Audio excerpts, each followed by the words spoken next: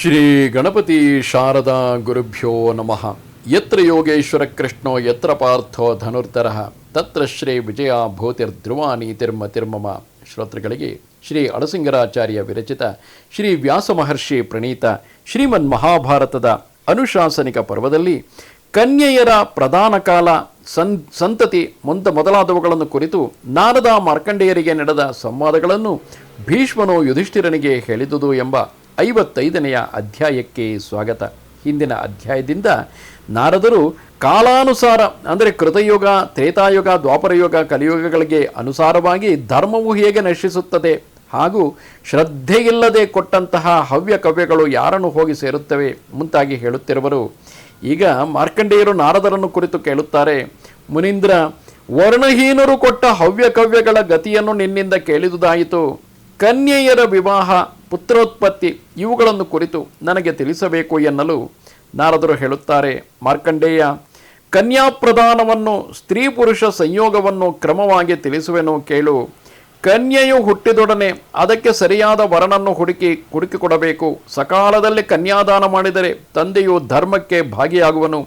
ಕನ್ಯೆಯ ಮೇಲಿನ ಅಧಿಕಾರವುಳ್ಳ ಬಂಧುವು ಯಾವನು ಕನ್ಯೆಯು ಋತುಮತಿಯಾದ ಮೇಲೂ ಕೊಡದಿರುವನೋ ಆ ಕನ್ಯೆಯು ಒಂದೊಂದು ತಿಂಗಳಲ್ಲಿ ಋತುಮತಿಯಾದಾಗಲೂ ಆ ಪೋಷಕನಿಗೆ ಒಂದೊಂದು ಭ್ರೂಣ ಹತ್ಯಾ ಪಾತಕವು ಅಂಟುವುದು. ಕನ್ಯೆಗೆ ಲೌಕಿಕ ಸುಖಕ್ಕೆ ಅವಕಾಶವಿಲ್ಲದಂತೆ ಮನೆಯಲ್ಲಿಯೇ ಅವಳನ್ನು ತಡೆದಿರತಕ್ಕ ಬಂಧುವು ಅವಳ ಶಾಪಕ್ಕೆ ಈಡಾಗಿ ಗರ್ಭಹತ್ಯೆ ಮಾಡಿದ ದೋಷಕ್ಕೆ ಈಡಾಗುವನು. ಕೇವಲ ಪಾಣಿಗ್ರಹಣ ಮಾತ್ರದಿಂದ ವಿವಾಹಿತಳಾದ ಕನ್ಯೆಯು ತನ್ನ ಗಂಡನು ಸತ್ತ ಮೇಲೆ ತಿರುಗಿ ಎರಡನೆಯ ಪತಿಯೊಡನೆ ವಿವಾಹ ಸಂಸ್ಕಾರವನ್ನು ಹೊಂದಲು ಅರ್ಹಳು. ಅಂತಹ ಕನ್ಯೆಗೆ ಪುನರ್ಭೂ ಎಂದು ಹೆಸರು. ಅವಳು ಅವಳ ಸಂತತಿಯು ಹವ್ಯ ಕವ್ಯಗಳನ್ನು ನಡೆಸಲು ಅರ್ಹರೆನಿಸುವರು. ಅವಳ ವಿವಾಹಕ್ಕೂ ಸಂತಾನ ಪ್ರಾಪ್ತಿಗೂ ಯಾವ ದೋಷವೂ ಇರುವುದಿಲ್ಲ ಎಂದನು.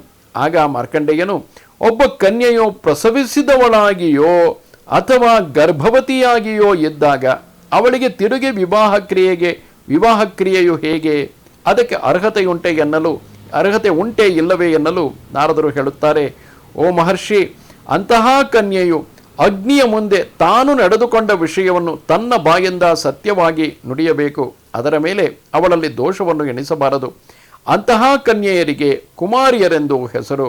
ಅವರು ಕನ್ಯೆಯರೆನಿಸುವುದಿಲ್ಲ. ಗರ್ಭಿಣಿಯಾದವಳು ಪ್ರಸವಿಸಿದ ಮೇಲೆ ಬ್ರಹ್ಮಹತ್ಯೆಗೆ ನಡೆಸಬೇಕಾದ ಪ್ರಾಯಶ್ಚಿತ್ತ ಕ್ರಮದಲ್ಲಿ 3ನೇ 1 ಭಾಗವನ್ನು 4ನೇ 1 ಭಾಗವನ್ನು ನಡೆಸಿಕೊಂಡರೆ ಸಾಕು, ಆಕೆ ಪರಿಶುದ್ಧಳಾಗುವಳು. ಆ ಪ್ರಾಯಶ್ಚಿತ್ತವಾದ ಮೇಲೆ ಅವಳನ್ನು ಪರಿಗ್ರಹಿಸಬಹುದು. ಆಗ ಮಾರ್ಕಂಡೇಯರು ಕೇಳುತ್ತಾರೆ, ಕನ್ಯಾವಸ್ಥೆಯಲ್ಲಿ ಇದ್ದಾಗಲೇ ಒಬ್ಬಳಿಗೆ ಹುಟ್ಟಿ ಬಂಧುಗಳಿಂದ ನಿರಾಕರಿಸಲ್ಪಟ್ಟ ಮಗನು ಹವ್ಯ ಕವ್ಯಗಳನ್ನು ಯಾರಿಗೆ ಕೊಡಬೇಕು? ನಾರದರು ಹೇಳುತ್ತಾರೆ, ಒಬ್ಬಳಿಗೆ ಕನ್ಯಾವಸ್ಥೆಯಲ್ಲಿಯೇ ಹುಟ್ಟಿದ ಮಗನು ತನ್ನನ್ನು ಹೆತ್ತ ಕನ್ಯೆಯ ತಂದೆಗೆ ಹವ್ಯ ಕವ್ಯಗಳನ್ನು ಸಲ್ಲಿಸಬೇಕು. ಗರ್ಭವತಿಯಾದ ಮೇಲೆ ವಿವಾಹ ಮಾಡಿಕೊಂಡ ಕನ್ಯೆಗೆ ಹುಟ್ಟಿದ ಮಗನು ಆಗ ಪಾಣಿಗ್ರಹಣ ಮಾಡಿಕೊಂಡವನಿಗೆ ಹವ್ಯ ಕವ್ಯಗಳನ್ನು ಕೊಡಬೇಕು. ಗರ್ಭಿಣಿಯನ್ನು ವಿವಾಹವಾದವನಲ್ಲಿ ಹುಟ್ಟಿದವನಿಗೆ ಸಹೋಢಜ ಎಂದು ಹೆಸರು. ಮಾರ್ಕಂಡೇಯರು ಕೇಳುತ್ತಾರೆ, ಹಾಗಾದರೆ ನಾರದ ಮುನೀಂದ್ರ, ಮೊದಲು ಆ ಸ್ತ್ರೀಯಲ್ಲಿ ಗರ್ಭವನ್ನು ಉಂಟು ಮಾಡಿದವನಿಗೆ, ಅಂದರೆ ಈಕೆ ಕನ್ಯೆ ಎಂದು ಭಾವಿಸಲಾಗಿರುತ್ತದೆ, ಆಕೆ ಈಗಾಗಲೇ ಗರ್ಭವತಿಯಾಗಿರುತ್ತಾಳೆ. ವಿವಾಹದ ಸಂದರ್ಭದಲ್ಲಿ ಆಕೆ ಸತ್ಯವನ್ನೇ ನುಡಿಯುತ್ತಾಳೆ. ಅಗ್ನಿಯ ಎದುರಿನಲ್ಲಿ ಮತ್ತೊಬ್ಬನಿಂದ ತಾನು ಗರ್ಭಧರಿಸಿರುವುದಾಗಿ ಹೇಳಿಕೊಂಡಾಗ ಆ ಸ್ತ್ರೀಯಲ್ಲಿ ಗರ್ಭವನ್ನು ಉಂಟು ಮಾಡಿದವನಿಗೆ ಆ ಗರ್ಭದಿಂದ ಹುಟ್ಟುವ ಮಗನಿಂದ ಉಂಟಾಗುವ ಫಲವು ಹೇಗೆ ಬರುವುದು? ನಾರದರು ಹೇಳುತ್ತಾರೆ, ಮಾರ್ಕಂಡೇಯ, ಅಂಥವರು ಧರ್ಮವನ್ನು ಆಚಾರವನ್ನು ಕೆಡಿಸಿದವರೆಂದು ನಿಶ್ಚಯಿಸಲ್ಪಟ್ಟಿರುವರು. ಏಕೆಂದರೆ ವಿವಾಹವಿಲ್ಲದೆ ಒಬ್ಬ ಕನ್ಯೆಯಲ್ಲಿ ಗರ್ಭವನ್ನು ಉಂಟು ಮಾಡಿದವನಿಗೆ ಧರ್ಮವಿಲ್ಲಿದೆ, ಆಚಾರವಿಲ್ಲಿದೆ, ಅವರ ವೀರ್ಯವೂ ದೂಷಿತವೇ.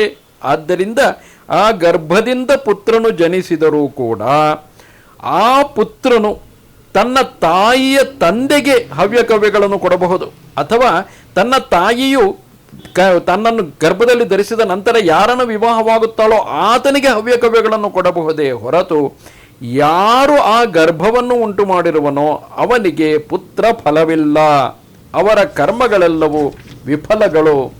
ಮಾರ್ಕಂಡೇಯನು ಕೇಳುತ್ತಾರೆ, ನಾರದ, ವಿಕ್ರಯದಿಂದಾಗಲಿ ಕಳವಿನಿಂದಾಗಲಿ ವಿವಾಹವಿಲ್ಲದ ದಾನ ರೂಪದಿಂದಾಗಲಿ ಒಬ್ಬ ಕನ್ಯೆಯು ಇನ್ನೊಬ್ಬನಿಗೆ ಸೇರಿದರೆ ಅಂಥವಳಲ್ಲಿ ಹುಟ್ಟಿದ ಮಗನಿಂದ ಪುತ್ರ ಫಲ ಉಂಟಾಗುವುದು ಹೇಗೆ? ಅಂದರೆ ವಿಕ್ರಯದಿಂದಾಗಲಿ ಕಳವಿನಿಂದಾಗಲಿ ಅಥವಾ ದಾನ ರೂಪದಿಂದಲೇ, ಇಲ್ಲಿ ವಿವಾಹವಿಲ್ಲದೆ ಕೇವಲ ದಾನ ರೂಪವಾಗಿ ಸ್ವೀಕರಿಸಿದ ಕನ್ಯೆಗೆ ಹುಟ್ಟಿದ ಮಗನಿಂದ ಪುತ್ರ ಫಲ ಉಂಟಾಗುವುದು ಹೇಗೆ ಎಂದಾಗ ನಾರದರು ಹೇಳುತ್ತಾರೆ, ಮಾರ್ಕಂಡೇಯ, ಅಂಥವಳು ಕೌಮಾರಿ ಎನಿಸುವಳು. ಅವಳಲ್ಲಿ ಹುಟ್ಟಿದ ಮಕ್ಕಳು ಆ ತಂದೆಗೆ ಔರಸ ಪುತ್ರರು ಎನಿಸುವರು. ಅವಳಿಗೂ ಕೂಡ ಕರ್ಮಗಳಲ್ಲಿ ಪತ್ನಿಯಾಗಿ ಭಾಗಿಯಾಗಲು ಅಧಿಕಾರ ಉಂಟು. ಮಾರ್ಕಂಡೇಯರು ಕೇಳುತ್ತಾರೆ, ಓ ದೇವರ್ಷಿ, ಕನ್ಯೆಯರನ್ನು ಹೆಚ್ಚಾಗಿ ಶುಭ ಕಾರ್ಯಗಳಲ್ಲಿ ನಿಯಮಿಸುವುದೇಕೆ? ಈ ಅಂಶವನ್ನು ನನಗೆ ಯಥಾವತ್ತಾಗಿ ತಿಳಿಸಬೇಕು. ಏಕೆಂದರೆ ಇಲ್ಲಿ ಹಿಂದಿನ ಪ್ರಶ್ನೆಗೆ ಉತ್ತರಿಸುತ್ತಾ, ಆಕೆ ಯಾವ ಪುರುಷನಿಗೆ ಸೇರಿದ್ದಳೋ ಆ ಪುರುಷನೊಂದಿಗೆ ಆಕೆ ಪತ್ನಿಯಾಗಿ ಭಾಗಿಯಾಗಲು ಎಲ್ಲ ಅಧಿಕಾರ ಉಂಟು ಎಂದು ಕೇಳಿದಾಗ, ಶುಭ ಕಾರ್ಯಗಳಲ್ಲಿ ಕನ್ಯೆಯರನ್ನು ಯಾವ ಕಾರಣಕ್ಕಾಗಿ ನಿಯಮಿಸುತ್ತಾರೆ ಎಂದು ಕೇಳಿದಾಗ ನಾರದರು ಹೇಳುತ್ತಾರೆ, ಮುನೀಂದ್ರ ಕೇಳು, ಕನ್ಯೆಯರಲ್ಲಿ ಶುಭಪ್ರದಳು, ಶುಭಾರ್ಹಳು, ಶುಭ ಕಾರ್ಯಗಳಲ್ಲಿ ಪೂಜಿಸಲ್ಪಡತಕ್ಕವಳು ಆದ ಲಕ್ಷ್ಮಿಯು ಯಾವಾಗಲೂ ಸಾನ್ನಿಧ್ಯವನ್ನು ಮಾಡುವಳು. ಗಣಿಗಳಲ್ಲಿರುವ ರತ್ನದಂತೆ ಮಹಾಲಕ್ಷ್ಮಿಗೆ ವಾಸಭೂತೆಯಾದ ಕನ್ಯೆಯು ಎಲ್ಲರಿಗೂ ಮಂಗಳಪ್ರದಳು. ಆದುದರಿಂದ ಕನ್ಯೆ ಎಂಬುವಳು ಮನುಷ್ಯನಿಗೆ ಉತ್ತಮ ಸುಖ ಸೌಭಾಗ್ಯ ಸಂಪದ್ರೂಪಳು ಎನಿಸುವಳು. ಕನ್ಯೆಯು ತನ್ನ ಶೀಲದಿಂದಲೂ ನಡತೆಗಿಂದಲೂ ಬುದ್ಧಿಯಿಂದಲೂ ಉತ್ತಮ ಕುಲಕ್ಕೆ ಓರಗಲ್ಲಿನಂತೆ ಇರುವಳು. ಯಾವನು ತನ್ನ ಸಮಾನ ವರ್ಣದಲ್ಲಿ ಉತ್ತಮ ಕನ್ಯೆಯನ್ನು ತಂದುಕೊಳ್ಳುವನೋ ಅವನಿಗೆ ಆ ಕನ್ಯೆಯಲ್ಲಿ ಹುಟ್ಟಿದ ಮಗನು ಹವ್ಯ ಕವ್ಯಗಳನ್ನು ಕೊಡಲು ಯೋಗ್ಯನೆನಿಸುವನು. ಸಚ್ಚರಿತ್ರವುಳ್ಳ ಸಾಧ್ವಿಯು ಕುಲವನ್ನು ವೃದ್ಧಿಗೊಳಿಸುವಳು. ಅಂತಹ ಸಾಧ್ವಿಯು ಮನೆಗೆ ಸಮೃದ್ಧಿಯನ್ನು ತರುವ ಲಕ್ಷ್ಮಿ. ಅವಳೇ ರತಿ, ಕೀರ್ತಿಯು, ಸಂತತಿಯು ಅವಳೇ. ಇದು ಶ್ರೀಮನ್ ಮಹಾಭಾರತದ ಅನುಶಾಸನಿಕ ಪರ್ವದಲ್ಲಿ 55ನೆಯ ಅಧ್ಯಾಯವು. ನಮಸ್ತೆ ಶಾರದೆ ದೇವಿ ಕಾಶ್ಮೀರ ಪುರವಾಸಿನಿ ತ್ವಾಮಹಂ ಪ್ರಾರ್ಥಯೇ ನಿತ್ಯಂ ವಿದ್ಯಾದಾನಂಚ ದೇಹಿಮೆ. ನಮಸ್ಕಾರ.